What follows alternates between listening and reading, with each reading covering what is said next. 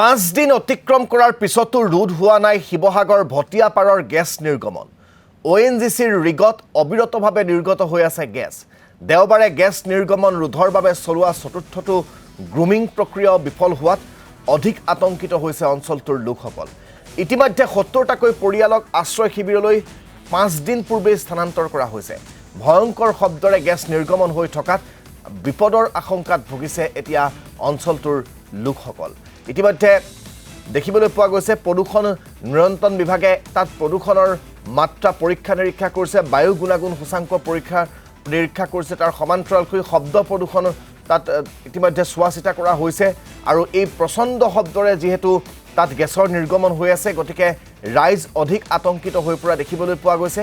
বাৰে বাৰে চেষ্টা কৰাৰ পিছতো ONGCয়ে বিফলতাৰ মুখ দেখাটো আচলতে যথেষ্ট চিন্তনীয় বিষয় হৈ পৰিছে। 4বাৰকৈ প্ৰচেষ্টা চলায়ো ONGC বিফল হোৱাত এতিয়া তেওঁলোকে হয়তো বহিৰাষ্ট্ৰৰ বিশেষজ্ঞৰ সহায় ল'ব লাগিব। অতি সোনকালে বহিৰাষ্ট্ৰৰ বিশেষজ্ঞতালৈ মাতি আনি তাত বিকল্প ব্যৱস্থাৰ গেছ নিৰ্গমন বন্ধ কৰিব লাগিব। আৰু যদি সেয়াই কৰিব নোৱাৰে তেনেহ'লে ভটিয়াপাৰৰ এই পৰিস্থিতি অধিক অৱনতি ঘটাৰ কিন্তু সম্ভাৱনা প্ৰবল। আমি পুনে আপোনালোকক এই মুহূৰ্তত ভটিয়াপাৰৰ বাৰিচুকৰ সেই ঘটনাস্থলীলৈ লৈ যাওঁ, য'ৰ পৰা সংযুক্ত হৈছে আমাৰ সৈতে সতীৰ্থ মুজাক্কিৰ। মুজাক্কিৰ, আপুনি বিগত 5 দিনে পৰিৱেশবোৰ আমাক ভটিয়াপাৰ বাৰিচুকৰ পৰা দেখুৱাইছে। কালিৰ দিনটোতো এটা ব্যৱস্থা গ্ৰহণ কৰিছিল গেছ নিৰ্গমন বন্ধ কৰিবৰ বাবে, সেই ব্যৱস্থা বা সেই প্ৰচেষ্টা ব্যৰ্থ হৈছে ONGCৰ। তাৰপিছত আজি 5টা দিন উকলি গৈছে, এতিয়াও গেছ নিৰ্গমন হৈ আছে। ইয়াৰ এই যিসমূহ ব্যৱস্থা ONGCয়ে গ্ৰহণ কৰিছিল, সেই ব্যৱস্থাবোৰ ব্যৰ্থ হোৱাৰ পিছত এতিয়া কি ব্যৱস্থা গ্ৰহণ কৰিব, কি বিকল্প চিন্তা চৰ্চা কৰিছে, সেই সন্দৰ্ভত কিবা খবৰ আপুনি লাভ কৰিছে নেকি? নিশ্চয়কৈ ৰাজদীপ ছয়, আজি 5টা দিন আৰু 5টা দিনৰ যিটো খবৰ, সেই খবৰটো আমি পোনপটীয়াকৈ প্ৰতিনিধি টাইমৰ দৰ্শকসকলক দেখাই আছিলোঁ। কিন্তু বিকল্প চিন্তা এতিয়ালৈকে ONGCয়ে একো কৰা নাই। কালি যিহেতু আমি কালি কৈছিলোঁ, কালি নিশালৈকৈ যিটো ক্ৰুমিং বুলি কয়, সেই ক্ৰুমিং 4বাৰকৈ ONGCৰ যিসকল বিশেষজ্ঞৰ দল আছে, সেই বিশেষজ্ঞৰ দলসকল বিফল হৈছে, যাৰ পৰিপ্ৰেক্ষিতত কালি নিশা আচলতে ইয়াৰ যি উত্তেজিত ৰাইজ আছে, ৰাইজে ইয়াত প্ৰতিবাদ সাব্যস্ত কৰিছিলে। তাৰো পৰিৱেশ আমি পোনপটীয়াকৈ দেখাইছিলোঁ। এতিয়া ইয়াতে কিছুমান কথা বতৰা আপোনাৰ পোহৰলৈ আহিছে।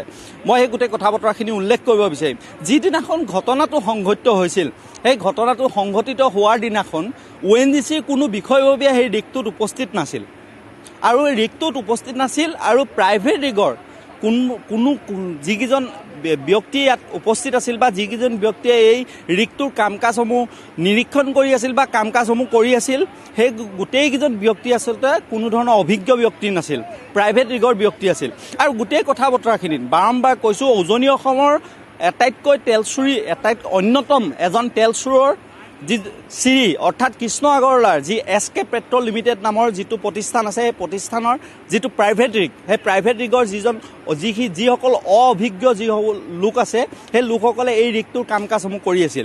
যাৰ পৰিপ্ৰেক্ষিতত সেইদিনাখন আমি কৈছিলোঁৱে যে এটা ভয়ংকৰ বিস্ফোৰণ সংঘটিত হৈছিল। আৰু বিস্ফোৰণ সংঘটিত হোৱাৰ পিছতে এই যি অহৰহভাৱে আজি 5টা দিন ধৰি এই যি গেছ, সেই গেছ নিৰ্গত হৈ আছে। আৰু এই মুহূৰ্তত মই যিহেতু এইটোৰ যি স্থান আছে, সেই স্থানতে উপস্থিত আছোঁ।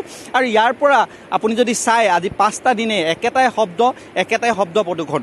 আৰু এই মুহূৰ্তত যদি মই কওঁ, তেতিয়াহ'লে ওচৰৰ যিসমূহ ঘৰ আছে, ঘৰ দুৱাৰ আছে, সেই ঘৰ দুৱাৰসমূহ ইতিমধ্যে যিসমূহ দেৱাল আছে, সেই দেৱালসমূহ ফাট ল'বলৈ আৰম্ভ কৰিছে। কিয়নো এই যিটো শব্দৰ যিটো প্ৰাবল্য, সেই প্ৰাবল্যটোৰ ফলত যিসমূহ ঘৰ দুৱাৰ আছে, সেই ঘৰ দুৱাৰসমূহ ভঙা, যিসমূহ ৱাল আছে, সেই ৱালসমূহ ফটা ষ্টাৰ্ট কৰিছে ইতিমধ্যে। আৰু মই বাৰম্বাৰ কালিৰ পৰা, আমি 5টা দিনৰ পৰা এটা কথাই কৈছোঁ, ইয়াত যদি দিখৌখন নাথাকিলেহেঁতেন হয়তো ইয়াত অঘটন সংঘটিত হ'লহেঁতেন। কাৰণ দিখৌখনৰ পৰা অহৰহ যিসমূহ পানী আছে, সেই পানীসমূহ সেই যি গেছৰ যিটো ৰিগ আছে, সেই ৰিগটোত নিক্ষেপ কৰি থকা হৈছে, যাৰ পৰিপ্ৰেক্ষিতত গেছটো যিটো ৰিগ আছে, সেই ৰিগটো শীতল কৰি ৰখা হৈছে। কিন্তু যিটো ক্ৰুমিং বুলি কৈছোঁ, সেই ক্ৰুমিংটো কৰাৰ ফলত আচলতে এই যিটো 4বাৰকৈ বিফল হৈছে, 4বাৰকৈ বিফল হোৱাৰ পিছতো তেওঁলোক আচলতে বাহিৰৰ যিসমূহ বিশেষজ্ঞ দল, বিশেষকৈ ONGC বুলি ক'লে ডেৰাডুনৰ যিসমূহ বিশেষজ্ঞ দল বা ৰাছিয়াৰ বাহিৰৰ যিসমূহ বিশেষজ্ঞ দল, সেই বিশেষজ্ঞ দলসমূহক এতিয়ালৈকে মতা নাই। কাৰণ কি কাৰণে মতা নাই, সেইটো এটা আচলতে অবুজ হাতৰ হৈ পৰিছে এই মুহূৰ্তত। আৰু এটা কথা নিশ্চিতভাৱে এইখিনিতে মই কেইটামান কথা উল্লেখ কৰিব লাগিব। ইয়াৰ পৰা নাতিদূৰত ৰুদ্ৰসাগৰ বুলি এডোখৰ স্থান আছে, সেই স্থানতে 1970 চনত যত সম্ভৱ 1970 চনত এইদৰে আচলতে এক গেছ নিৰ্গত হৈছিল আৰু প্ৰায় এমাহজোৰা অগ্নিকূটত পৰিণত হৈছিল সেই ৰুদ্ৰসাগৰ আৰু তেনে ঘটনাই সংঘটিত হ'বলৈ গৈ আছে নেকি এই যি শিৱসাগৰ ভটিয়াপাৰৰ যি বাৰীচুক আছে সেই বাৰীচুকত আৰু তাৰ সমান্তৰালভাৱে যদি মই ক'বলৈ যাওঁ বাগজান যিটো কাণ্ড সেই বাগজান কাণ্ডটো সকলোৱে আচলতে বিশ্ববাসী সাক্ষী হৈ ৰৈছিল কিদৰে বাগজান কাণ্ডৰ 45 দিন জ্বলি আছিল তাৰপিছত আমেৰিকাৰ যি বিশেষজ্ঞ দল আছিলে সেই আমেৰিকাৰ বিশেষজ্ঞ দল আনি পেলাই সেই যিটো স্থান আছে সেই স্থানটোৰ বাগজানৰ যিটো জুই সেই জুই নিয়ন্ত্ৰণ কৰা হৈছিল এতিয়া এই গোটেই কথা বতৰাখিনি ONGC হওক বা ONGC যিসকল বিশেষজ্ঞ দল হওক কিদৰে আচলতে লয় সেয়া এক ডাঙৰ প্ৰশ্ন হৈ পৰিছে কিয়নো এই যিটো গেছ নিৰ্গত হৈ আছে অহৰহভাৱে যিটো গেছ নিৰ্গত হৈ আছে সেই গেছ নিৰ্গত হৈ থকাৰ ফলত ইয়াৰ স্থানীয় যিসকল লোক আছে সেই লোকসকল এতিয়া বিপদত পৰিছে স্থানীয় লোকসকল আচলতে তেওঁলোকে আশ্ৰয় শিবিৰত বাস কৰিবলগীয়া হৈছে স্থানীয় যিসকল ইয়াতে যিসকল পশু আছে বা যিসমূহ গৰু ছাগলী আছে তেওঁলোকৰ জীৱনলৈ আচলতে ভাবুকি কঢ়িয়াই আনিছে তাৰ কাষতে থকা যি ঐতিহাসিক যি দিশো আচলতে শিৱসাগৰ ৰাইজৰ আচলতে মেৰুদণ্ড স্বৰূপ সেই দিশৰ যি জৈৱ বৈচিত্ৰ্য আছে সেই দিশৰ জৈৱ বৈচিত্ৰ্যৰ প্ৰতি ভাবুকি কৰি আহিছে কিন্তু তাৎপৰ্যপূৰ্ণ বিষয় এটাই যে এই SK পেট্ৰ নামৰ যিজন SK পেট্ৰ লিমিটেডৰ যিজন ঠিকাদাৰী প্ৰতিষ্ঠানৰ যিজন স্বত্বাধিকাৰ কৃষ্ণ আগৰৱাল অৰ্থাৎ চিৰি উজনি অসমৰ তেল চুৰ চক্ৰৰ লগত অন্যতম জড়িত থকা অন্যতম তেল চুৰ হৈছে চিৰি এই চিৰিৰ বিৰুদ্ধে কেনেধৰণৰ ব্যৱস্থা গ্ৰহণ কৰিব এই ONGC কৰ্তৃপক্ষই সেয়া এটা ডাঙৰ প্ৰশ্ন হৈ পৰিছে কিয়নো এই SK পেট্ৰৰ যিসকল অভিজ্ঞ যিসকল লোক আছে সেই লোকসকলৰ বিৰুদ্ধে বাবে আচলতে এই যিটো গেছৰ নিৰ্গত হোৱা যিটো ঘটনা সেই ঘটনাটো সংঘটিত হ'ল কিন্তু আজি দেখা গৈছে এয়া 5টা দিনেই